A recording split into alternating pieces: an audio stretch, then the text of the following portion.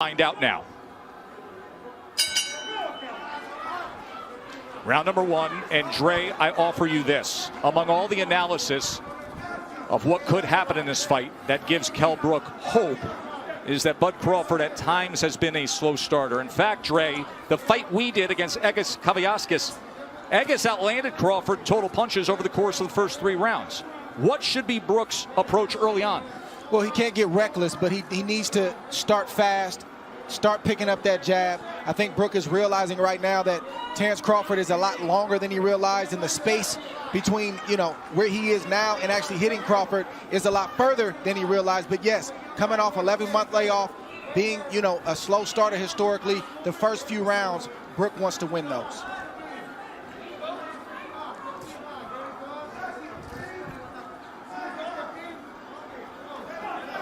But it looks like Brook is playing Crawford's game now. He's watching, he's studying, and I don't think he can outthink Crawford. He's got to start to let those hands go as he comes behind that left hand. See, Brook thing is timing. That's his thing. He wants to time Crawford on the way in. Brook also has a great jab, a sharp jab, a strong jab. And you can see Terence Crawford trying to figure out how he can land his jab without getting hit.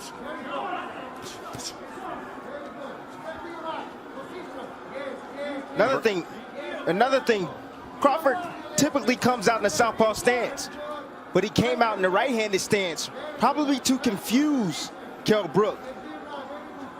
He has power in either hand, Crawford. He has finished guys, whether it is orthodox or southpaw, but in recent years we have seen plenty of Crawford, mostly in the southpaw stance, and wildly effective in doing so.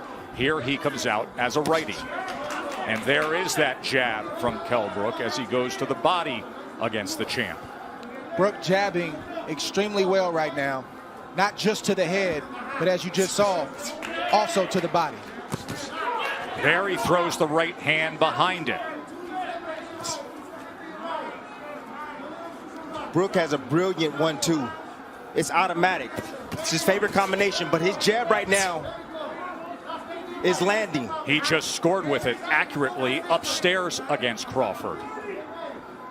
And that's what it's about. It's about breaking the timing and the rhythm of Terence Crawford. And you have to do that with your jab. Set it up. The power hand, which is the right hand for Brook. Crawford looking to close that gap as he goes southpaw for a moment, doubles up the right hand jab, and then comes with a left. Good exchange here as he switches back to righty. Fascinating first round. Going to take a short break. He landed 6 of them. Look, timing is what Kell Brook is special at.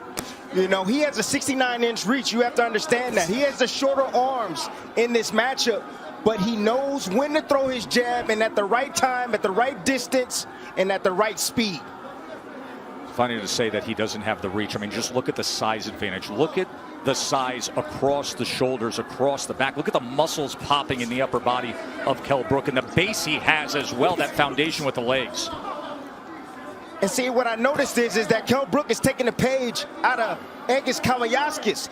He's being patient. He's waiting. He's looking to counter Crawford. He's trying to get Crawford to commit so he can make him pay. Jab is giving Crawford a lot of problems right now. You see him thinking, and Brook is doing the right thing. He's jabbing. That's the most important thing he can do right now because it sort of keeps him out of danger. It helps him to kind of create his range and where he wants to let his shots go, and it's also got Crawford thinking.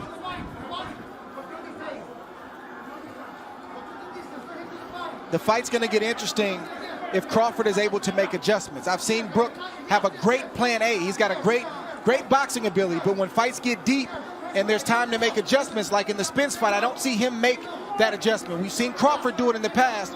He's going to have to do it right now because plan A, Brook has the advantage. Spence fight happened in May of 2017. That was the last time Brook fought at this 147-pound limit. He was fighting brilliantly, and then Spence got to him with the power and scored an 11th round TKO with a broken left orbital bone suffered. You also want to see how Brook takes the shots of Crawford as he starts to land clean, flush shots.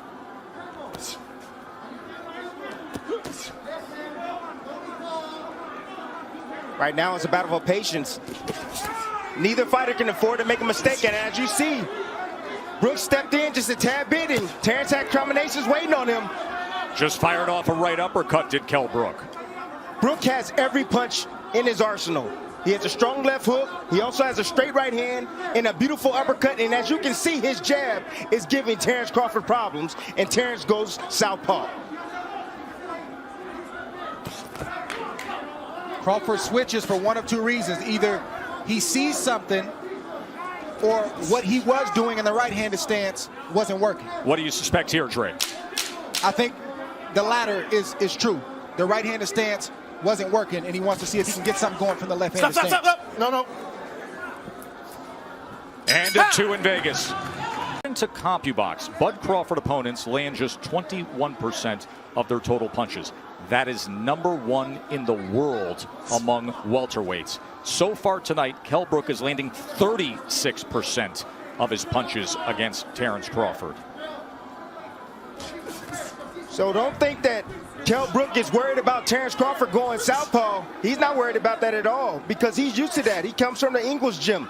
He's used to seeing switch hitters in his gym, guys that switch from orthodox to southpaw. It's nothing to him. You mentioned the Ingle gym. That is the veteran British trainer Dominic Ingle, who has trained Kell Brook since the start of his career. But Ingle opted out of this world title fight due to COVID concerns, because Kell Brook trains in the Canary Islands for training camp. Ingle did not want to travel and then have to quarantine, nor come to the United States. So instead, Carlos Formento is the trainer in the corner of Kell Brook. First time they've ever worked together. I'll tell you one thing that the southpaw stance has done. It's taken the jab away from Kell Brook. You see, he's not landing his jab consistently anymore. Well, when Crawford turns southpaw, he's not even throwing. That's what happens. That's what turning southpaw does. But it does allow you to land a right hand, like Brook just landed on Crawford right now.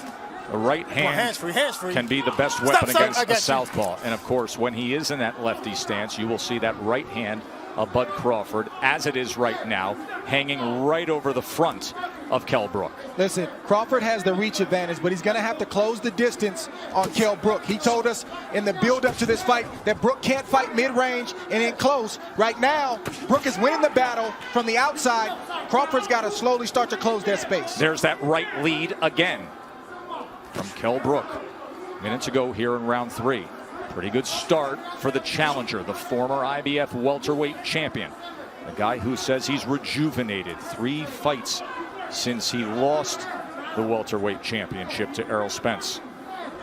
That's how Errol Spence had success against Brook. He closed the distance and started to bully Kell Brook. He started to fight him in close. Brook fought back valiantly, but he really didn't have any answers for that. See Crawford having his moments there. I see some swelling already. On the right eye of Terence Crawford, in the right hand, right down the middle, that just lands for Kell Brook. And there's a right hand from Crawford. Way to answer that right hand.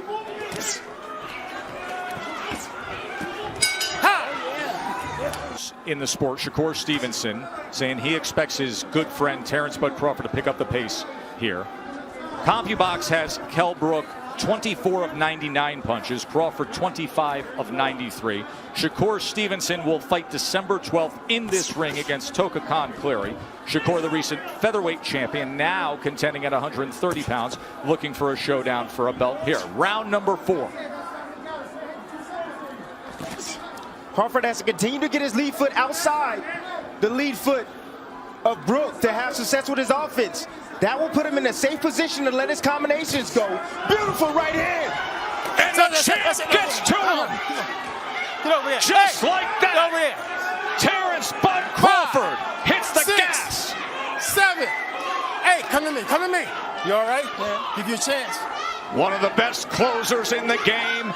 27 knockouts in his career. Do we have 28 right here? This fight is also thundering in. Look at Crawford. Vicious attack to close it. No. And he stares at. As you can see, Kell Brook was moving forward. He shot a jab out there. Crawford timed it over the top with a nice, short, I would say jab, hook, jab, hook type. That's the first knockdown. Remember, the ropes held him up. Boom. That look in his eyes. At this point, the fight was as good as done because Terence Crawford is one of the best finishers in the game. You can't be hurt like that against Crawford, especially knowing that he had a slow start. He wants to come in here and prove a point and remind everybody why he's atop that list, and that's how you do it. Once again, to your point, Tim, it's not a 3 or 4 round fight. It's a 12-round fight or less. And I wanted to see the reaction from Kell Brook once Terence Crawford landed a clean shot and we got our answer.